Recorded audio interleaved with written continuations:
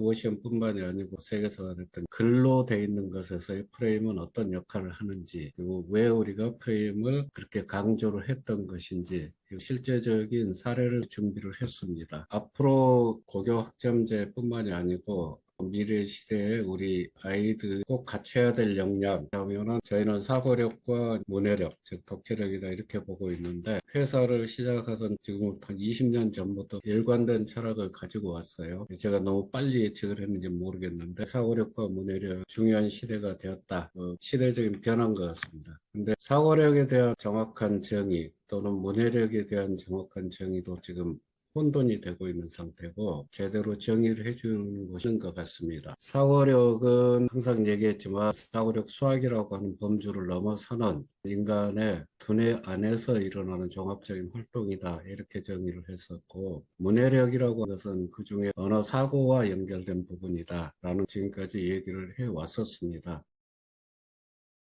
그런데 갈수록 생각을 하기 싫어한다, 사고하기 싫어한다라고 하는 것을 실제적인 통계로 한번 뽑아봤어요. 저희가 사고력 진단을 할 때 처음에 평균 점수가 48점에서 50점 사이가 되도록 평균 점수가 맞췄습니다. 처음 아이들이 봤었을 때 평균선은 이 정도 선에 있었어요. 이게 한 5년 전까지는 유지되고 있었습니다. 현재 진단에서의 점수들을 보니까 평균 점수가 오른쪽에 나타난 것처럼 전체적으로 39점에서 40점대 그 언저리에 있어요. 특별히 1학년만 대단히 낮게 나타나는데, 이 이유를 이것이 어떤 문제인지는 부모들도 고민을 해봐야 될 것이고 우리처럼 교육 현장에 있는 사람들도 심각한 고민을 해봐야 될 문제다. 현재의 현상은 아이들이 생각을 하지 않는다. 그 얘기, 학습에 대한 적응력이 갈수록 떨어지고 라고 이해를 하시면 될 것 같아요. 그 사례가 지금 문해력이 심각해지고 있다, 이 얘기로 연결되는 것 같습니다. 문해력 진단이라고 하는 건 4학년 이상으로 진단을 해보고 있는데 절반 이상은 자기 수준의 글 해독이 안 되고 있다라고 보면은 맞을 것 같아요. 좀 심각한 문제죠. 그 우수하다라고 평가할 수 있는 선이 저희 진단에서 80점 정도 이상을 받는 건데 그 13밖에 안 돼요. 70점 이상이면 어느 정도 이해를 가까스로 해 나간다 이렇게 보면 되는데 그게 한 30% 선이에요. 나머지가 퍼센트 이상이 거의 미흡하다 이렇게 보시면 맞을 것 같은데요.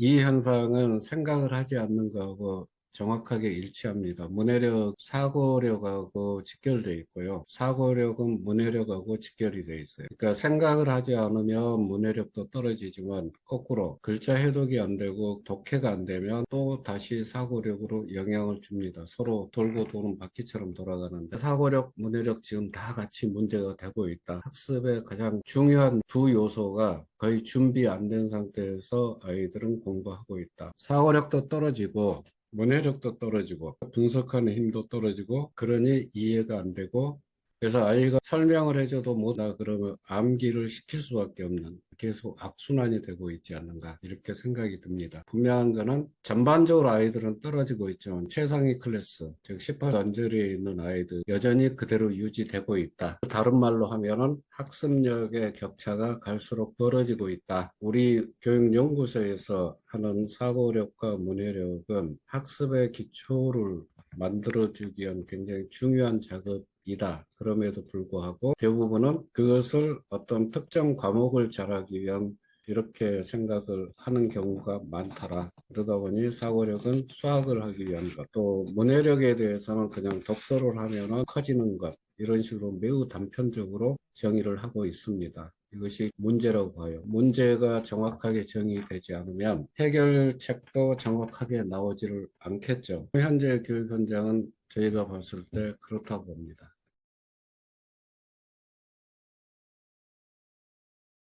문해력 중에 프레임 국어라고 하는 독해 부분인데, 프레임이란 말은 공통적으로 쓰는 말이 아니고 저희 연구소가 이름을 정한 거다. 틀을 가지고 보자. 하는 측면에서 프레임이라는 용어를 썼습니다. 프레임은 학습을 위한 독해 능력입니다. 학자들이 얘기하는 학습 독해가 바로 그 부분이고요. 적어도 한 4학년 정도부터는 이것이 본격적으로 몸에 익혀져야 된다. 그 시기에 펑크가 나게 되면 이후로도 계속 그런 문제가 발생을 하게 될 거고, 그것 때문에 고생을 많이 하게 될 것이다. 그래서 프레임 국어는 4학년 이후부터는 하십시오. 근데 하다 보니 요새 아이들이 3학년에서도 프레임 국어를 다룰 수 있는 역량이 있는 애들이 꽤 있어요. 한 10% 정도인데요. 지금은 3학년 중에서도 우수한 애들 시키세요 라고 바꿨는데 3, 4학년 이 시기부터는 학습 독해로 넘어가야 되고, 학습 독해는 실제적으로 학교 교육 현장에서 또는 시험에서 또는 리포트라든지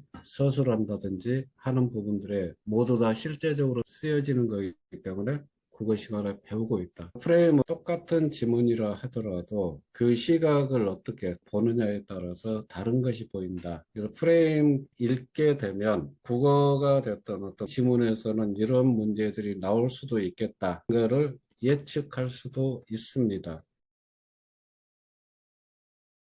같은 지문의 다양한 시각이라고 하는 부분을 하나의 사례를 가지고 보여드리려고.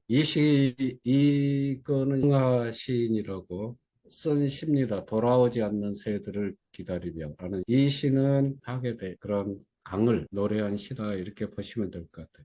심각한 환경 문제를 비문학의 관점에서 써나갈 수도 있어요. 그거를 문학이라고 하는 형태로 똑같은 주제, 똑같은 문제를 다루고 있다, 이렇게 보시면 재밌겠죠? 한번 보시면 귀 기울이면 저 강 앓는 소리가 들려오네. 강 앓는 소리. 우리가 비유해서 화류라고도 하고 의인이라고 할 수도 있는데, 이게 전체 이 시의 하나의 중심구가 되는 거예요. 신음하고 있는, 폐허가 돼가고 있는 낙동강의 모습이고, 내가 옛날에 그 강에 갔을 때는 새들도 많았고 모래톱도 굉장히 많았고 물 깨끗해서 금비늘 은비늘처럼 빛나고 있었다. 지금 와서 보니 새도 사라지고 아무것도 없더라. 아주 심플하죠. 이거를 비문학, 이래서 안 돼요 라고 하는 쓴 게 아니고 문학이라고 하는 관점에서 담담하게 표현을 해놨어요. 여기에 쓰여진 프레임들을 보면 첫 번째는 중심 문장이라고 할 수 있고, 내 오늘 한 마리 물고기 이처럼 회유 왔네. 오늘 다시 한번 이 강에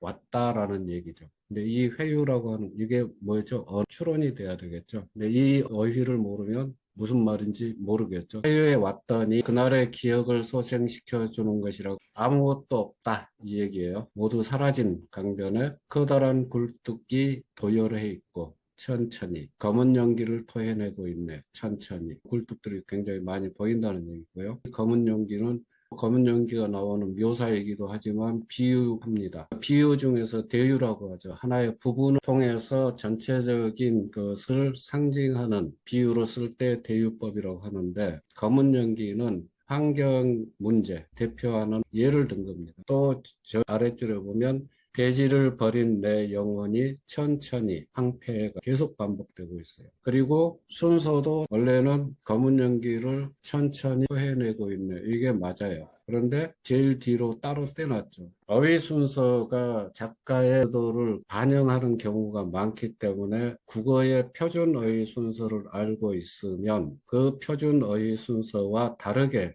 단어를 배열을 했을 때 숨은 의도가 있을 수 있다, 것을 인지하셔야 됩니다. 그리고 땅이 죽으면 강도 따라 죽을 때지 등뼈 흰 물고기의 강, 신음하고 있는 700리 낙동강, 등뼈 흰 물고기, 병든 물고기에 대했다는 얘기죠. 천천히 검은 연기, 환경의 파괴에 의해서 그렇게 변해가고 있다라는 것을 보여주는 겁니다. 여기서 천천히라는 것은 변화가 급격하지 않기 때문에 우리가 알아채지 못하는 순간에 계속해서 강은 버려지고 있다라는 것을 강조해주기 위해서 어휘를 반복한 것도 있고 어휘 자체를 도치시킨 것도 있다. 이게 작가의 의도라는 것, 이거를 읽어내야 됩니다. 그게 독해입니다. 또 주제어를 찾으라 그러면 황폐함입니다. 서술이라고 네모 박스를 쳐놨는데 묘사하고 서술의 차이도 알아야 돼요. 묘사라고 하는 거는 있는 그대로 사진 찍듯이 설명하는 것이 묘사고, 이거는 추억을 회상하면서 있던 사실을 쓴 겁니다. 그래서 서술에 해당이 되는 거예요. 내가 폐수를 슬그머니 버리는 동안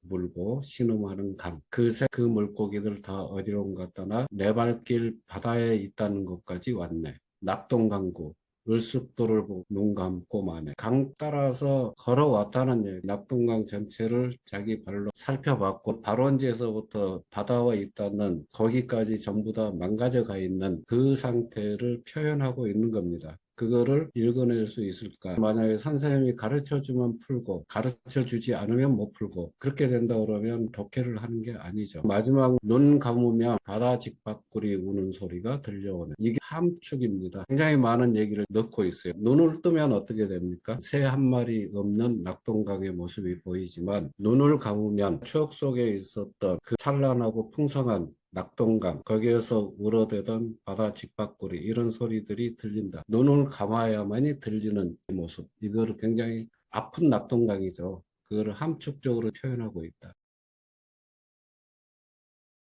환경 파괴라고 하는 똑같은 주제를 놓고 비문학으로 쓸 수도 있고 문학으로 쓸 수도 있다. 근데 문학으로 썼을 때는 그만큼 수많은 비유와 상징 함축들이 들어가기 때문에 훨씬 더 독해하기가 어려워진다. 비문학이 어렵다라고 얘기를 하던데 문학이 더 어렵습니다. 작년 시험에서도 문학의 점수가 더 낮았다고 그래요. 문학과 비문학 차이가 없어요. 똑같이 글로 되어 있는 거고 그 속에 들어있는 의미를 해석해내는 능력이에요. 단지 비문학은 문학에 비해서는 훨씬 서술이 강하기 때문에 더 이해하기가 쉽다. 문학일 경우에는 상징, 비유, 함축 이런 것들이 들어가 있기 때문에 조금 더 어렵다. 그런데 거꾸로 얘기를 하고 있다. 왜냐하면 비문학에서 다루는 지식 자체가 어렵기 때문에 비문학은 어렵다 이렇게 착각하는 것 같은데 국어 시험에서 비문학이 나올 때는 거기에 나오는 지식을 물어보는 게 아니라는 것 제가 몇 번을 강조했을 겁니다. 국어 시험에서 비문학이 나오든 역사가 나오든 과학이 나오든 수학이 나오든 그 지식을 묻는 것이 아니고 국어를 묻는 것이다. 독해하는 능력을 묻는 것이다. 그렇기 때문에 독해의 관점에서 보면 문학보다는 비문학이 더 쉬울 수 있다. 저는 그렇게 생각을 합니다. 제가 이 시를 가지고 어떤 관점을 가지고 글을 보느냐에 따라서 보이기도 하고 안 보이기도 한다. 읽고 나서 무슨 얘기야? 이러고 끝날 수도 있어요. 근데 하나하나 뜯어보면 굉장히 많은 얘기들을 품고 있다. 그래서 보는 관점에 따라서 보이기도 하고 안 보이기도 한다. 보이도록 하는 것이 바로 독해이고 그 틀을 만들어주는 것이 우리가 말하는 프레임이다. 이렇게 이해를 하시면 프레임에 대해서 실제적으로 이해가 되지 않을까 생각은 듭니다. 논술, 서술 많이 얘기합니다. 독서를 하거나 논술 준비를 하고 서술 준비가 되는 겁니다. 라고. 네. 논술은 글을 분석해내는 것이 전제가 돼야 돼요. 즉, 독해 부분이 전제가 돼야 됩니다. 문정희 씨가 쓴 흙을 밟고 싶다라고 하는 수풀인데 흙이 없는 도시의 환경에서 자라나는 아이들의 메마른 감정을 보면서 참 같다. 라는 얘기를 쓴 거예요. 그런데 밑줄 친 부분, 온통 시멘트 바닥 또는 빌딩 숲, 풀 한 폭이 자라지 않는 아파트 놀이터 이러한 것들이 공통적으로 담고 있는 의미가 뭐냐? 그 단어를 써보라는 거예요. 두 번째는 글쓰기가 흙을 통해 전달하고자 하는 의미는 무엇인지 쓰시오라는 거예요. 이 서술입니다. 여기에서 내 생각을 쓰라는 게 아니고 글쓴이가 흙이라고 하는 것을 통해서 전달할 의미가 무엇인지를 서술하시오. 그래서 여기에는 내 생각을 넣으면 안 돼요. 이 작가가 흙을 통해서 무엇을 얘기하려고 하는 건지를 분석해야 됩니다. 그를 통해서 서술을 하는 거예요. 그래서 서술 감상문은 당연히 아니라고요. 객관적 글쓰기다. 그게 굉장히 중요한 포인트다. 이거 잊어버리면 안 됩니다. 자, 수학 같은 경우도 마찬가지로 중학교에서 소수령 약 40 정도 차지하고 있어요. 자, 왼쪽과 오른쪽은 똑같은 문제입니다. 똑같은 문제인데 왼쪽은 서술, 고요. 오른쪽은 논술입니다. 서술형에서는 풀이 과정, 기대값을 구하라. 우리가 흔히 말하는 풀이 과정을 써주면 되는 거고요. 오른쪽에 논술형으로 변형해 놓은 건 1번까지는 같은 거예요. 2번에만 들어간 겁니다. 두 주머니 중에서 하나를 선택하여 게임을 할 수 있다면 어느 주머니를 선택할 것인지 그 이유를 논술하시오라고 하는 것은 논증하라는 얘기예요. 근거를 대라는 얘기입니다. 답은 나왔을지라도 너는 왜 그거를 선택해야 되는지를 설명하라는 겁니다. 서술형은 객관적으로 서술, 풀이 과정을 쓰는 거고 논술은 거기에 근거 붙여주도록. 이게 확률과 통계에서 나오는 고등학교 문제예요. 논서술에 대해서 분명하게 얘기를 해야 되는데 논서술할 때 프레임에서 가장 중요하게 생각되는 것, 사실과 주장, 주장과 근거, 인과 관계 이런 것들이 명료하게 체득이 돼 있어야 돼요. 그래서 헛소리를 쓰면 안 됩니다. 논술에서도 프레임은 대단히 중요한 역할을 한다. 그래서 프레임 국어는 실제적으로 학습을 하는 데 있어서 대단히 중요한 학습 독해라고 하는 것이고 그것이 국어에만 해당되는 것이 아니고 이제 수학까지도 해당이 되는 것이다. 이렇게 이해를 하시면 될 것 같습니다. 프레임이라고 하는 것이 학교 시험이나 평가에서 어떤 방식으로 활용이 되고 쓰여지고 있는지를 설명을 드렸습니다.